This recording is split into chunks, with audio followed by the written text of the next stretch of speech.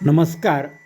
माझी पूजाविधी देवी देवता या यूट्यूब चॅनलमध्ये आपलं स्वागत आहे. घरच्या घरी आपली घटस्थापना कशी करावी याबद्दल माहिती आपण मागील व्हिडिओमध्ये पाहिलेली आहे.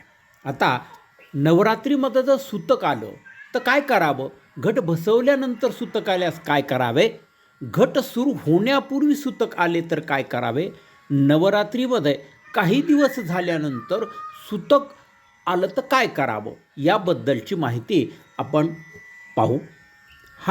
त्यासाठी हा व्हिडिओ संपूर्ण पहा. आवडल्यास लाईक करा, शेअर करा, जेणेकरून इतरांना याची माहिती मिळेल.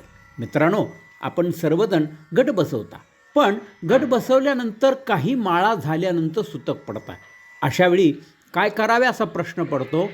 यावेळी ज्यांना सुतक नाही अशा व्यक्तीकडून किंवा पाहुण्याकडून किंवा कुमारिकेकडून राहिलेले दिवस या घटाला माळ घालावी, त्याची विधिवत पूजा करावी आणि नंतर शेवटी त्यांच्याकडून शिऱ्याचा किंवा यथायोग्य अशा प्रकारचा नैवेद्य दाखवावा किंवा काही नाही जमल्यास पेढ्याचा नैवेद्य दाखवावा व घटाचे व्यवस्थितरित्या विसर्जन करावे. अशा प्रकारचं करावं.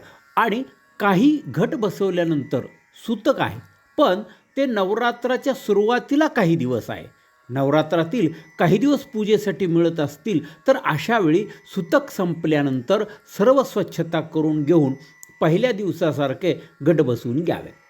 यामध्ये 7 दिवस, 5 दिवस, 3 दिवस, 1 दिवसाचे नवरात्र आपल्याला करता येते. याचा उल्लेख सप्त रात्रोत्सवारंभ, पंच रात्रोत्सवारंभ, त्रिरात्रोत्सवारंभ अशा प्रकारे केलेला आहे.